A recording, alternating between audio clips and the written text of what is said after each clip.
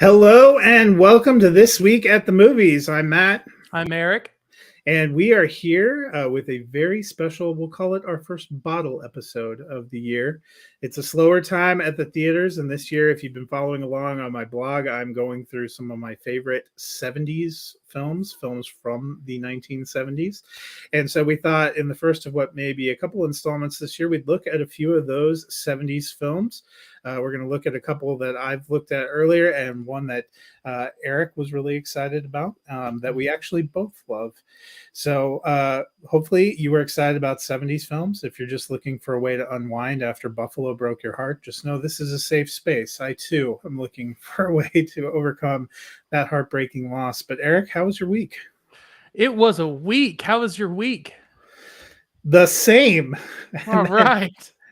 And leisure time hasn't been any better thanks to that football game. You know what? That And seems like go ahead. I'll tell you one thing about the 70s is the movies are biting and rough. And so doing these for leisure didn't offer a lot of, I don't know, reprieve from things. You'll see what we're going to talk about. Yeah, we didn't exactly pick the most lighthearted 70s movies, although I'm not sure there are a ton of lighthearted movies. Even like the other week, we are not going to talk about it tonight, but I rewatched Grease. Oh, yeah. Sort of a depressing story in a lot of ways. Yeah. Subject. But speaking of depressing stories, we'll dive in with our first one, which is the 1973 classic, The Wicker Man. And there is Christopher Lee. He plays the kind of leader of this group of people that live on a secluded British island that are, well, at first they appear to be hippies, but as you dive a little bit further into it, you realize they're a little something else. And then we have our hero, Edward Woodward, who plays a police officer who's sent to the island to look for a missing girl. He is a devout Christian, which immediately, he's also a stickler for rules. Both things immediately put him at odds with most of the townsfolk who are a little bit more of the free love, free thinking variety. And all of that comes to a head in a very alarming way in a finale sequence that, Eric, I saw this movie the first time in college. And I think when I was rewatching it, I had forgotten about all and let me just preface this, the 70s, they were not afraid to just throw nudity wherever and whenever they felt like. And I forgot about some of that. My wife kept wandering in being like, what are you watching? And I tell her it's a religious psychological thriller, and she would sort of give me the stink eye. But what stood out to me was that final act, and Edward Woodward is so incredible. They remade this movie, sadly, in 2006 with Nicolas Cage, and please do not ever watch that. And if you're thinking that's The Wicker Man, do yourself a favor and go find this original, because it has always stuck with me because of the performances and because of the way that it's put together. I mean, the Nicolas Cage version just ain't it. Eric, how did you feel about First of The all, Wicker Man? let's not totally dismiss the Nicolas Cage Wicker Man movie for its own entertainment value, okay? It's an unintentional comedy. It is. By the time you hit to a twice in a row jump scare of waking up from a nightmare, oh my gosh, it's such a fun ride. Which can be ironically said for this. If you haven't watched this movie out of interest because you heard The Wicker Man, like with Nicolas Cage, was a remake, you might have watched this around the time Midsommar came out. And there's, it would make a lot of sense, the connection of those. I got to say something I think Midsommar does that is like a favor to this movie is helps you think more about why the pacing is the way the pacing is. I enjoy The Wicker Man because by the time the character's final act is happening, they're playing this sort of trippy 70s music and he's running away from villains. And so far, everything has been in the world, tangible, almost like folk sort of playing music a lot. And so we just got into this like very trippy headspace. It makes me think a lot about the time it was made and culture versus counterculture, and what happens when someone who is law and order and the law of the religion steps way off the map of his comfort zone and is swallowed whole by counterculture, and what that must have meant at the time. And I can't imagine, I imagine this playing to an older crowd in theaters when it was released as a very thrilling horror movie, and I appreciate it for that. But really, Lord Summerisle is Christopher Lee. Man, that guy is hypnotic. He's, I want to use adjectives that don't make any sense. I would have loved to see him as James Bond. Apparently, he's an inspiration for it, and he just he has this severity to him and this like belief in it. By the time you see him wearing like robes and a wig in a costume, like he has all the authority in that field. Like he absolutely owns the movie. And yeah, so I give The Wicker Man I one thumb up, but I'm like flirting with two thumbs up after getting to watch it the second time. There's a lot more I appreciated about it in context of movies that have been inspired by it later. Yeah, and I would give it probably a solid thumbs up. Christopher Lee has played some iconic, people sadly think of him as like Count Dooku in the horrendous Star Wars prequels, but he was Saruman in Lord of the Rings. But in his earlier days, he played a lot of different monsters. He was the Mummy, he was Count Dracula, so he's got a very kind of creepy manner. But 70s, those early 70s horror films, I think they were kind of feeling their way through the genre. And you mentioned music choice there, not the most ridiculous music choice. I still remember one time when I was in college watching one of Wes Craven's first films, Last House on the Left, which is a film that I knew had been slapped with an NC-17. And if you're reading the synopsis of the plot about like basically murdered children, you understand that this sounds terrible, but in the middle of what's supposed to be a fairly graphic scene, they're playing like Barney Fife music in the background. It was impossible for me to take it seriously. So this one does a little bit better job than that, but there are definitely some era kind of things that I think when you're watching it in 2023 that you're like, well, that was a choice. Yeah. But probably made sense at the time. Still fairly enjoyable. You want to say something? No, I think it still works because I think it's like he's being chased by the 70s. It's like that's true. But just one that I've enjoyed. The next one up is Mad Max, which came out in 1979. And for George Miller, it kickstarted what continues to be an ongoing film series. Many of us probably think of the dystopic look of later Mad Max films like Road Warrior, which I personally think is probably the best. That was in the early 80s. You had the Thunderdome Tina Turner days. You had the Tom Hardy Mad Max Fury Road not too long ago. Pretty soon we're going to get Anya Taylor-Joy as Furiosa. But it all started with Mel Gibson and kind of a little known, was very indie Australian film at the time. Eric, what did you think of Mad Max? There's still grass on the ground. I think Hugh Keys-Byrne as Toe Cutter is phenomenal. He was also Immortan Joe in Mad Max Fury Road. And so if you think of the main villain in that, he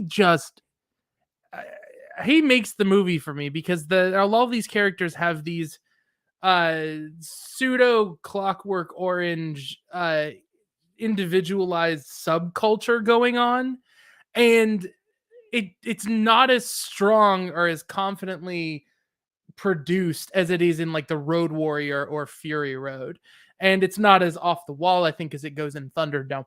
But I will say Toe Cutter as a lead, you get the sense that everyone is following his off-beaten path, and I liked this movie a lot more this time than the first time that I saw it. I really felt that I feel like the reputation of the Mad Max franchise precedes this movie. And when you watch it and you see just more of a straight-laced police officer who makes a choice that I've never once seen a straight-laced police officer make in a movie, where he's like, "Oh man, I lost my partner to a criminal. Maybe it's time to take care of my mental health and leave and to go do something to take care of myself." Only I've to get his entire family murdered. Sure, like it's like he needs like extra revenge motivation, and those scenes and those sequences, like, okay, well, when your character deliberately chooses non-conflict, the first time I watched it, I felt a little like, what am I watching this for? What am I waiting for? And then I was very surprised to find out that that ending, that ending is striking regardless. Like, and I'm not going to spoil it, other than the fact that other really high profile things have spoiled it because people keep sort of taking that idea and repurposing it. So I just, it's sort of an action crime thriller where Mad Max's full Australian accent is on display. And did I just call him Mad Max, not Mel Gibson? Yeah, Mad Max. Well, Mad Max, Mel Gibson, same Still, difference. A difference without a um, distinction.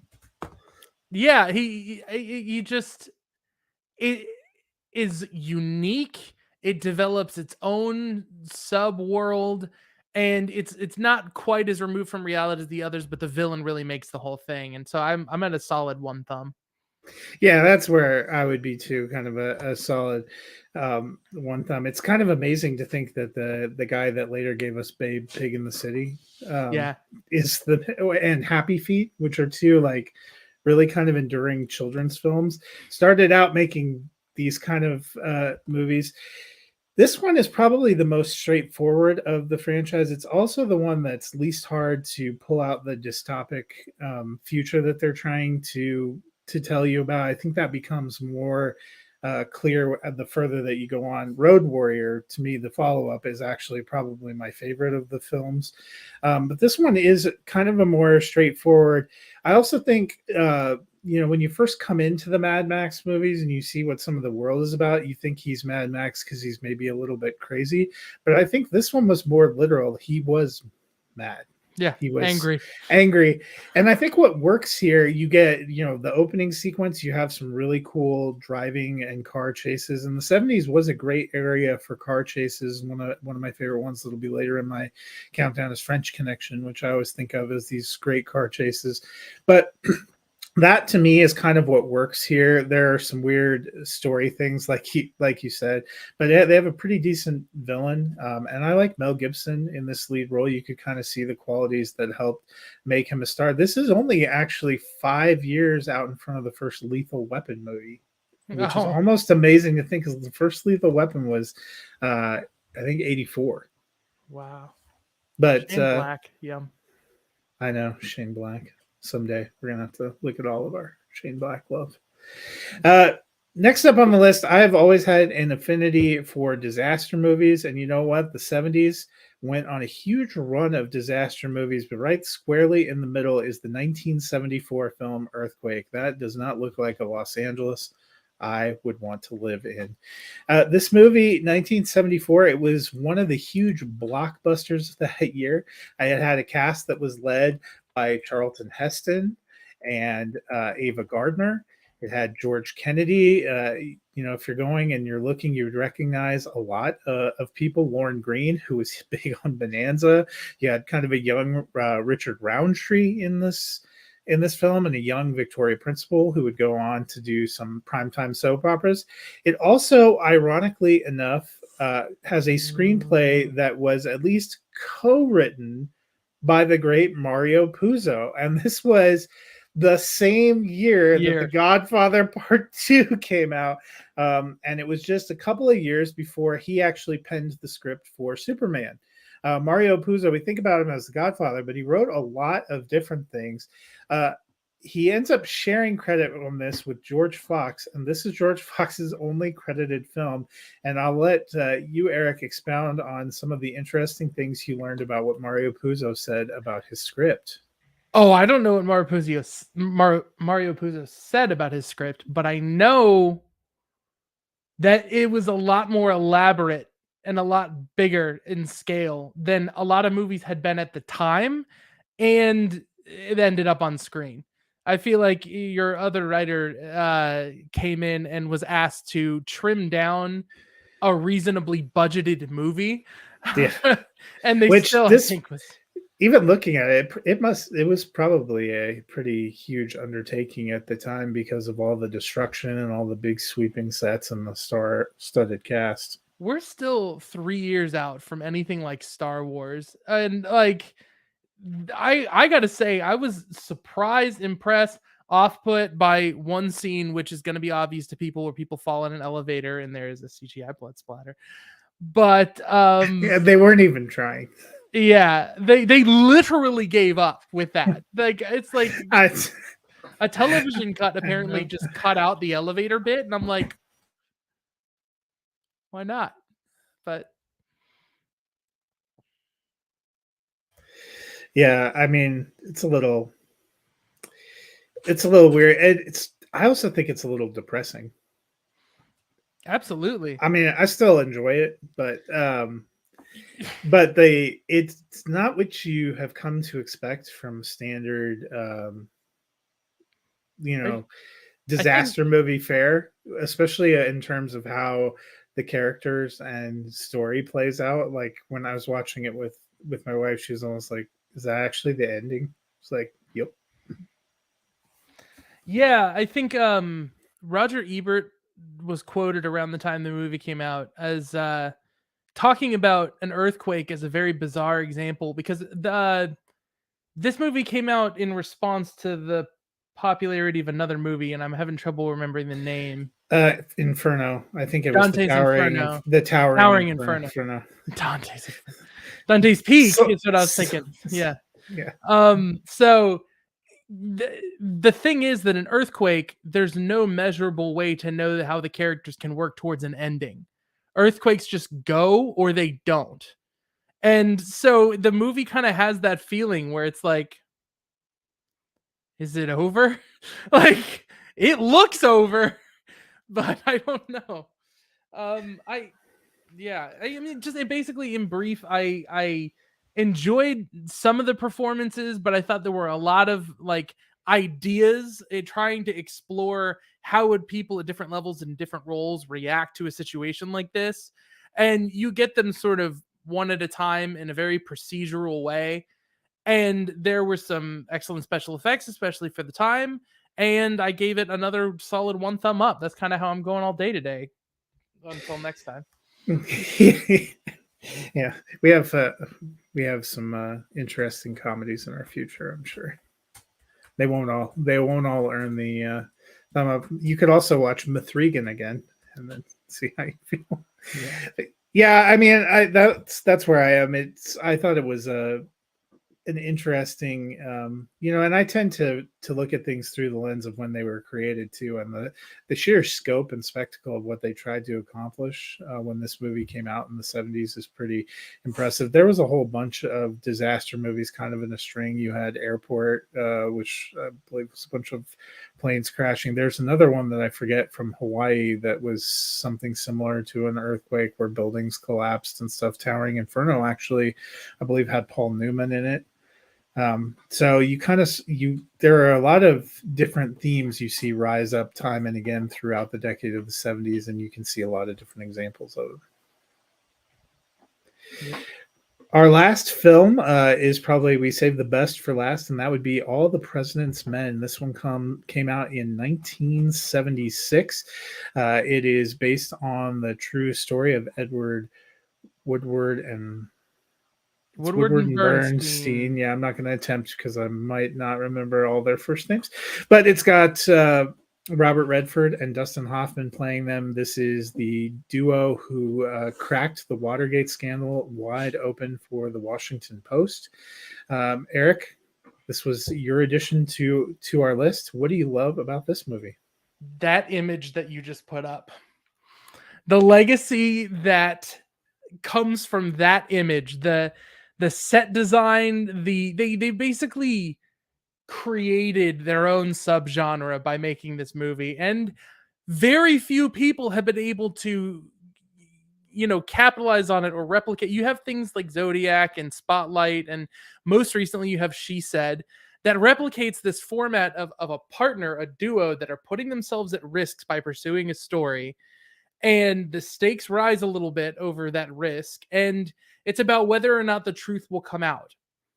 And I think that's what resonates so hard, is it's this well-directed, naturally lit, different looking and feeling thriller that has stakes that I want to see happen in the real world all the time. I just want the truth from people. And so more than being able to beat up a bad guy and whatnot, sometimes I think that's what makes this movie resonate so hard, is like getting to see the work that went into having that come out, getting to live that journey of like, in the real world, somebody did something and it caused a positive change, and I just, I don't know. I adore the performances. They're just naturalistic enough, but they're still recognizably themselves. Like Dustin Hoffman is playing Dustin Hoffman. Robert Redford is playing Robert Redford. But they're like honoring the natural role of these two people, these actual people. And just who is it that is deep? Hal Holbrook, that character, just a disembodied voice, just perfect. I don't know. Like, this is a hard 2 thumbs up for me. This movie is up there. Actually, I think no. So it's not in my top 10 of like all time, but it's up there. Yeah, I give it 2 thumbs up too. It's pretty high in my 70s countdown. You'll see where it lands a little bit later in the year. It is Carl Bernstein and Bob Woodward. I had to look it up because I knew Edward Woodward was, of course, our actor from The Wicker Man. Mm-hmm. That's why that was in my head.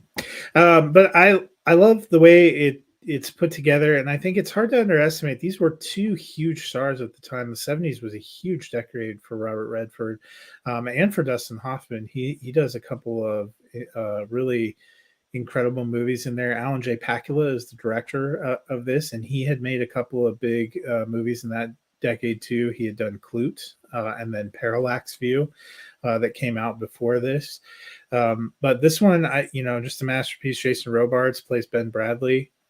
He's a lot of fun in the movie too, and I love a good journalism and investigative story movie. Obviously, She Said for me was my number 1 movie of this year. Spotlight was my number 1 movie of the year that it came out. When you do one of these great journalism films well, it resonates with you emotionally and sticks with you long after. And this is kind of the first, I think, big one that set the tone in that mold. Just a great movie, well worth tracking down and checking out. Mm-hmm. Well, that is going to bring our 70s show to an end for today, but never fear. I'm sure there will be more 70s shows at some point in our future. It is a very interesting decade, and as we're coming up on the 50th anniversary for a lot of these different films, it's kind of interesting to look back and see how they have really withstood the test of time. Next week, we will be back with a little bit of something different, a film starring Jennifer Lopez. So until then, we will see you guys at the movies.